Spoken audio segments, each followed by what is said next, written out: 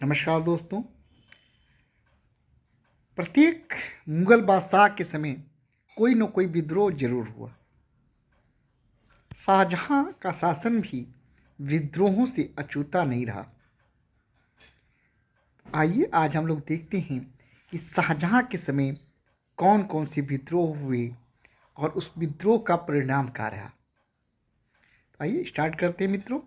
इससे पहले कि मैं आगे बढ़ूं, मैं आप सबसे अनुरोध करूंगा कि आप मेरे चैनल को सब्सक्राइब कर लें, वीडियो को देखें, लाइक करें और उस पर अपना कमेंट्स जरूर दें।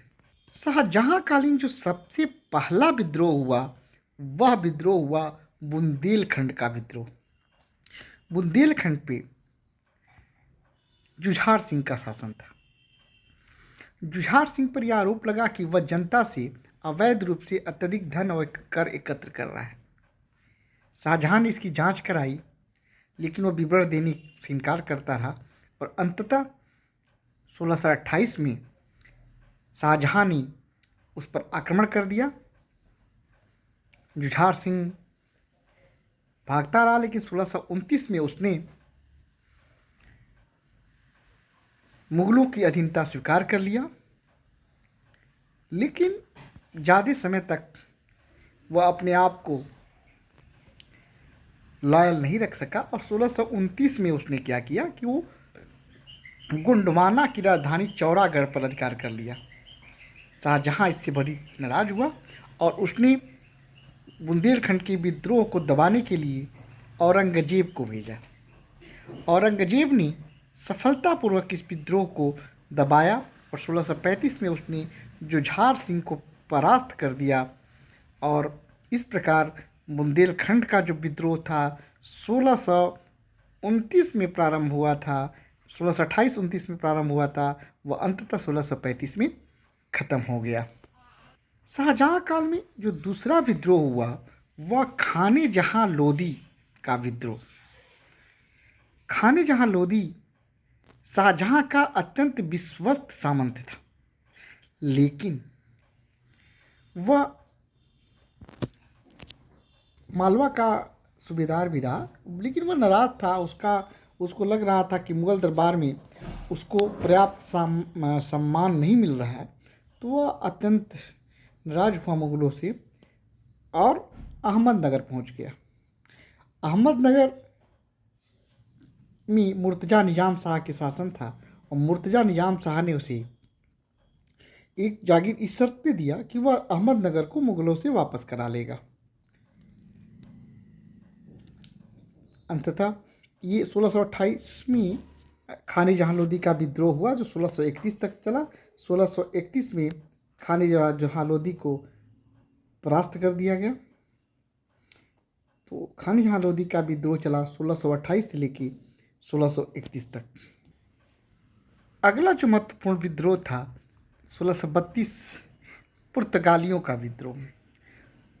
तथ्य था कि मुगल बादशाहों ने पुर्तगालियों को नमक के व्यापार पर एकाधिकार दे दिया था, किंतु जो पुर्तगाली थे वो अत्यधिक उद्दंड हो गए और इसका दुरुपयोग करने लगे। इसी से कुपित होकर 1632 में शाहजहां ने हुगली का डेरा डाल दिया। प्रमुख पुर्तगाली केंद्र हुगली को 1632 में शाहजहां ने घेर लिया, मुगलों ने घेर लिया और उस पर अधिकार कर लिया। इस प्रकार पुर्तगालियों का यह विद्रोह भी, इस विद्रोह से भी मुगल सफलतापूर्वक निपट लिए। 1628 में ही सिखों और मुगलों के बीच संघर्ष प्रारंभ हो गया। सिख विद्रोह के रूप में इसे आप देख सकते हैं। उस समय सिखों के छठे गुरु हरगोविंद थे और हुआ यह, एक छोटी सी घटना हुई 1628 में। शाहजहां की कैंप का, शाहजहां के एक शिविर से एक बाज उड़कर सिखों के गुरु के पास जब पहुंच गया। अब वह गुरु हरगोविंद के खेमे में पहुंच गया तो गुरु हरगोविंद ने उसको सिखों को वापस करने से इनकार कर दिया। घटना छोटी सी थी, लेकिन इस घटना ने दोनों के बीच वैमनस्य उत्पन्न हो गया और विवाद हो गया। दोनों के बीच कई बार इसमें संघर्ष हुए।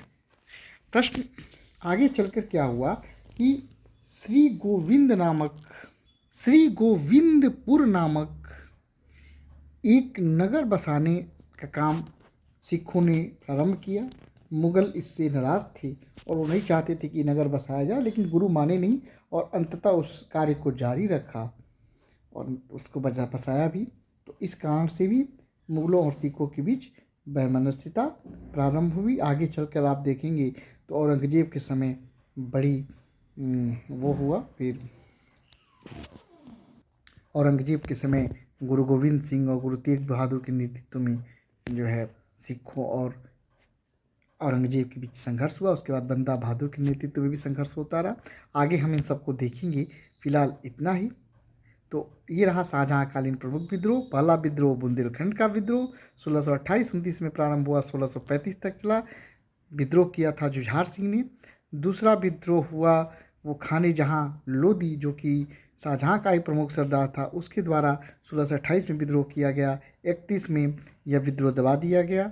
उसके बाद जो तीसरा प्रमुख विद्रोह था पुर्तगालियों का विद्रोह था, जो 1628 में हुआ, 1632 में हुआ, जिसमें मुगलों ने हुगली को घेर कर उस पर अधिकार कर लिया। उसके बाद जो विद्रोह हुआ वो सिखों के द्वारा किया गया। सिखों ने मुगलों की बात को नहीं मानते हुए श्री गोविंदपुर नामक शहर भी बसाया। मुझे उम्मीद है कि आपको जानकारी अच्छी लगी होगी। यदि जानकारी अच्छी लगी तो वीडियो को लाइक करें, कमेंट करें और दोस्तों को भी शेयर करना ना भूलें। नमस्कार दोस्तों।